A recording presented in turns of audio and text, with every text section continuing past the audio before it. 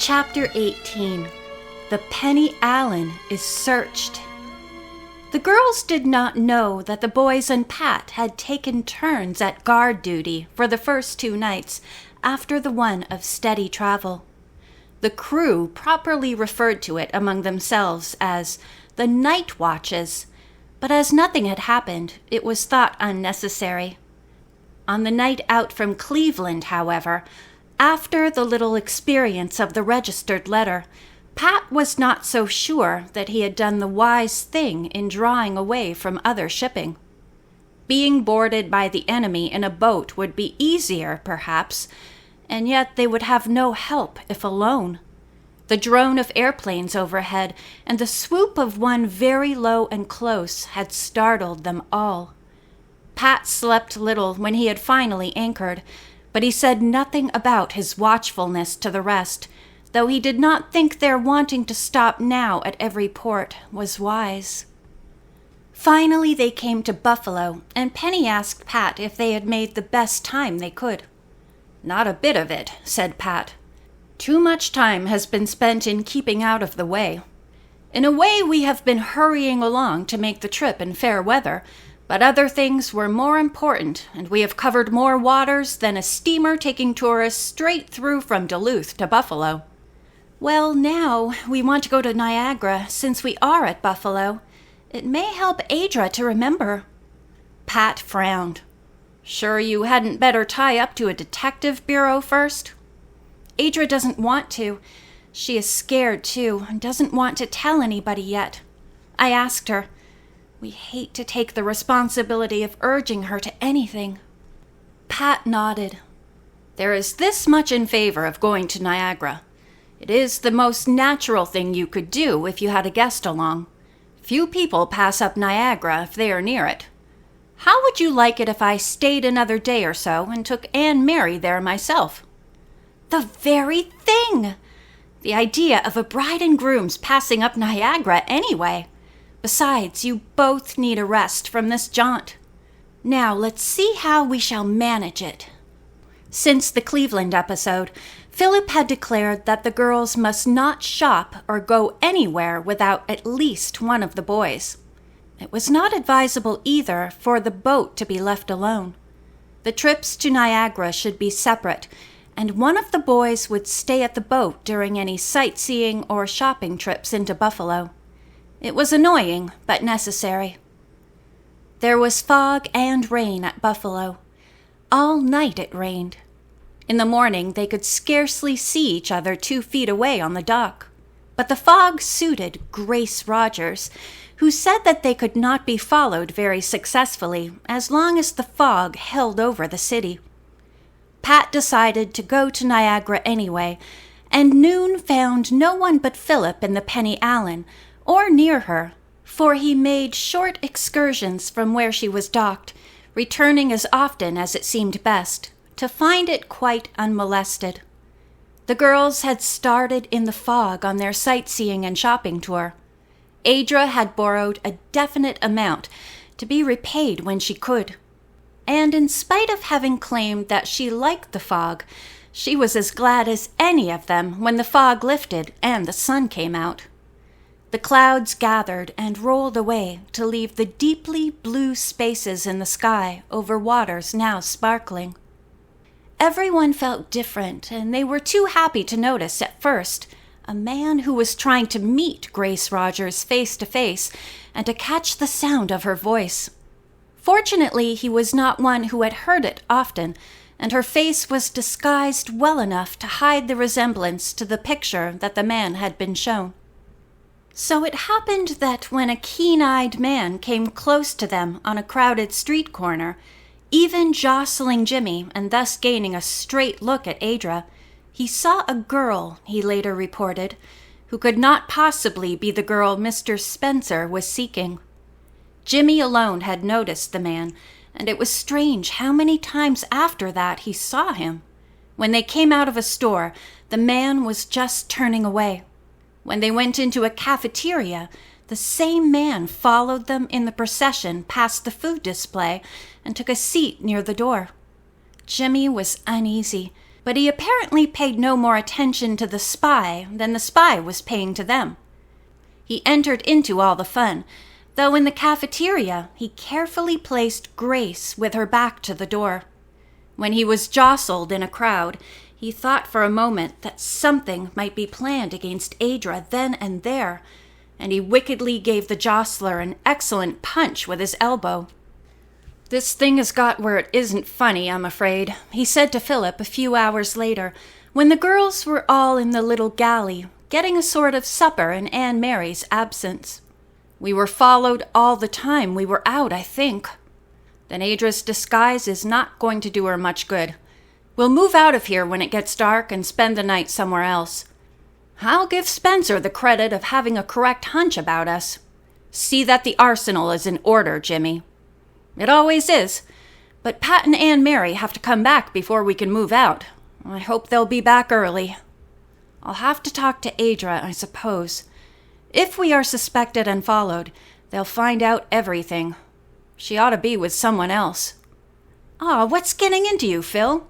Who can protect her as well?" "Nobody. But what Spencer will do is to charge us with kidnapping and bring someone to search the boat. It was a mistake for Adra to leave the boat, yet the poor girl couldn't stay cooped up forever. If she could stay in the secret room and live with us during the winter, she could have stayed in the boat. It was our fault for letting her go. That fellow was nobody's fool. He was a smart-looking guy. I guess we'll have to put it up to Adra." But the boys kept putting it off. Pat and Anne Mary returned rather late and were told of the man on their trail, but Pat had had such a good time that he was not in a fearful mood. "Sure, they have kept track of us, but Spencer doesn't know, but we have our spies out too. If it wasn't for the money which we need ourselves, I'd like to have old Spencer watched himself. Go to Niagara tomorrow morning and pile out of here before daylight. We'll proceed to fool them now and go out on the lake for a little evening stroll. Here's the schedule. Look it over. And when you come back from Niagara tomorrow, if you are not followed, take the girls to a hotel first before you come back here. Do it in a taxi and drive around first to lose anyone, and then to see what hotel to pick. At the other end of town, I'd say. Then send Jimmy to the ship to find out if anything's happened. I'll tell you where to find us, and it will be someplace different from where you leave us." With this, Pat proceeded to make his way carefully from among the other boats to the open lake. Theirs was not the only cruiser of the sort upon the waters, and in the night, misty again, it would be hard for watchers to follow them. There was no boat in pursuit, they felt sure. In spite of conflicting opinions, the desire of the young people for the day's fun at Niagara nearly conquered any misgivings of danger. They did everything and saw everything, and as Phil said, rather ruefully in an aside to Penny, spent everything. "Are we broke, Philip?" she asked, but with a laugh. "Oh, we'll get through to New York, and I've money coming there. My last paycheck from Michigan." "Don't worry, Phil. We are all able-bodied, and perhaps we can all get something to do, if we can't have the fun of cruising. But right now I seem to feel that we can have the Penny Allen to live in, and cruise to our heart's content. I can't sell the Florida house by myself until I'm 21, I suppose, and because it belongs to us all, I doubt if I can then. But I could get rid of the lodge." "And spoil all our plans for a summer hotel? Let's wait till we are starving." Penny and Phil walked on to join the others who, stopping for one of the best views of the falls, were making a few comments. "I remember thinking," said Adra, "that no matter where I went, this tremendous waterfall was still falling, with all the rushing and thunder and everything. It isn't very long ago that I saw it, I think. I took photographs. I wonder what I did with them."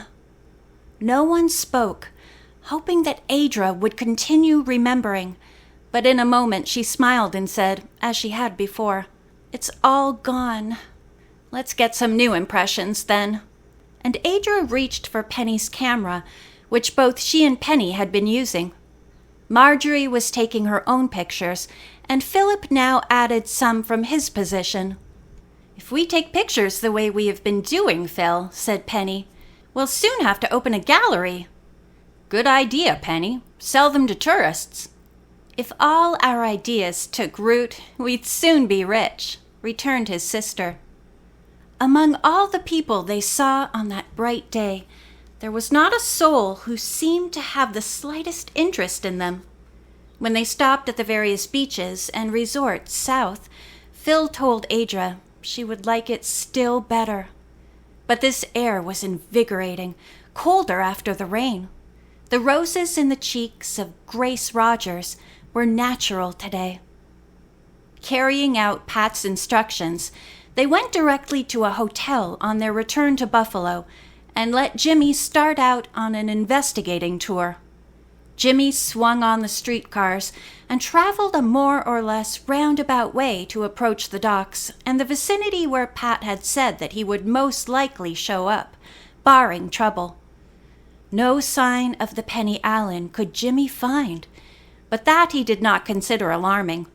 Trust Pat to do the proper thing for safety. So he sauntered around carelessly, hands in his pockets, his jacket buttoned against the winds.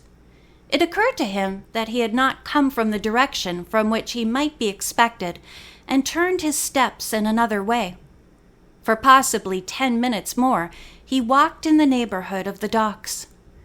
As he went down a different street, who should hurry out from a shop but Anne Mary? Her arms were full of such sacks and bundles as a small grocery could supply. "Hi," said Jimmy, stopping with a grin. "Suppose I take a few of those things." Anne Mary, whose face had been tense and wore a frown, looked up at Jimmy with real relief. "Oh, Jimmy, I never saw you when I dashed out, but you're the very boy I want to see. Philip and the girls all right?" "They were when I left. I came around by a devious way. Anything the matter?"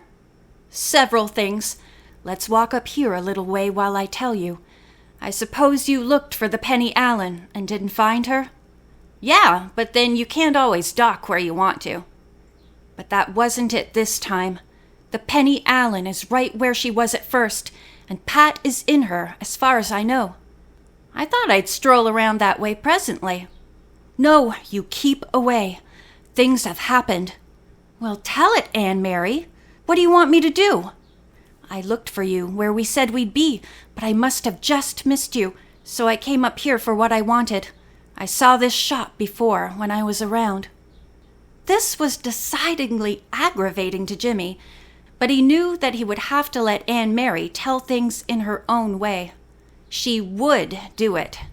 But she let him take several bundles and seemed to get her breath, mentally at least. "Here is the way it was. We'll just walk around this square, Jimmy." "Okay," answered Jimmy, trying to have patience. "I was cleaning up and thinking how many groceries Pat and I'd better lay in when I heard Pat talking to somebody on the dock, and I went to the window of the forward cabin and looked out. And there stood that man Spencer with a policeman." "No," Pat was saying. "Nobody's here but my wife and myself. The kids are out having a holiday." "Well, I'm going to see for myself," said Spencer. "That girl you have along with you. I'm sure that my daughter has in some way found a place with you, and as she isn't in her right mind, she must have persuaded you to take her along." "Well, now isn't it too bad that it worries you like that?" says Pat, and he turned around and grinned at me when I cleared my throat real loud. Then Spencer got excited and asked a lot of questions of Pat and me both, and Pat said to me that this wasn't a court of law, and I didn't have to answer any questions, which was a hint to me not to tell anything I didn't want to tell. Next thing, Spencer declared that he was going to search the boat for his daughter, and the policeman edged up to him to help out. Pat stood in the way and said pleasantly, "No, Spencer, take it easy. I'm not resisting the law, you understand." And he turned to the policeman. "It never pays to get the law after you. But have you a search warrant?" "No?" Now isn't that too bad? The trouble is, I'm not so sure that you are a policeman at all. Many a fellow can get hold of a policeman's badge. Would you mind calling that policeman just going by on his beat?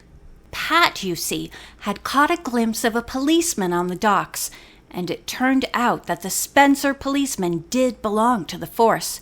So when the other man came up, Pat said, "I have reason to believe that this chap means us some harm. Help us out, won't you?" And to Spencer, the policeman, and Spencer too, he said, "I'm in charge here of a cruiser belonging to Miss Penny Allen. If this other policeman will go through the boat with you and see that you don't do any harm, I am willing to let you do it. Throw open the closets, Anne Mary, and go with them." So I did, and when the old scamp didn't see a thing that had belonged to his daughter, he was disappointed. I even opened the desk and gave him permission to open any of the baggage. Pat knew that the other policeman had had a nice tip from Spencer, so he slipped a bill to the man that went around with him, and both of the police went away happy and wondering which was the villain. Pat grinned, but he was worried and told me when I went out for the groceries to keep an eye out for you. So I've been out twice, because it was better for Pat to stay there, and I've made an excuse of stopping in a dozen shops, I think.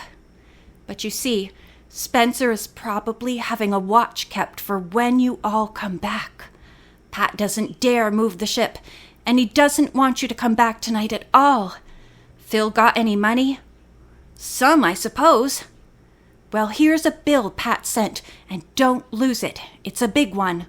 Now get back to the hotel.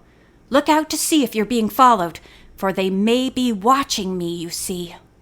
Okay, Anne Mary.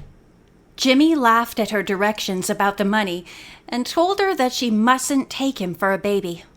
"Listen, Anne Mary, we'll take a room for the girls and one for ourselves, and I'll meet you again tomorrow in the lobby of that hotel on the next corner, so Pat can send word what we are to do, or Phil can send word to him, you see? We'll take care of the girls, and here is where I think Phil will want to get the police in on our side. But I don't know. If the boat is watched, perhaps Phil will think it best to go to New York by train with Adra. If Spencer is here, he can't be there. No, but the rest of the gang could be. Well, that's that, and I hope you don't have any excitement at the hotel. Of course, Pat and I will pretend to be awfully worried that you don't get back." Jimmy answered Anne Mary's comical look with a grin. "Sorry I can't help you with these packages," he said, delivering the largest one of all into her arms again. He said goodbye and left. It was growing late when he finally reached the hotel, walking the last part of the way for some distance. Jimmy rather enjoyed thinking up a route that would confuse a follower, but he wished that they could all go to some movie and forget everything but fun. However, it could not be. He would see Phil first, and let him tell the rest, if he thought they should know. Philip Allen was in the lobby watching for Jimmy. "What luck, Jimmy? Find the Penny Allen at the appointed place?" "Not so's you'd notice it, Phil. I met Anne Mary and she gave me some money from Pat. We are to stay here tonight and not go back to the boat at all. Old man Spencer's been around. In person," Jimmy airily added, as Phil's eyebrows went up at the announcement. Jimmy then related the tale told him by Anne Mary, and the arrangement first to meet, then to telephone, if that were impossible. "And if we cannot get in touch," said Philip, "we'll just have to use our own judgment. I may take Adra to New York. It will be an additional expense that we can't afford, especially if she is entirely mistaken about her home's being anywhere near it. Okay, I'll break the sad news to the girls. Adra will have to know it. No use trying to save her. She's in it. Still, I may let her get a good night's sleep without telling her all of it. Isn't this a mess?" End of chapter 18.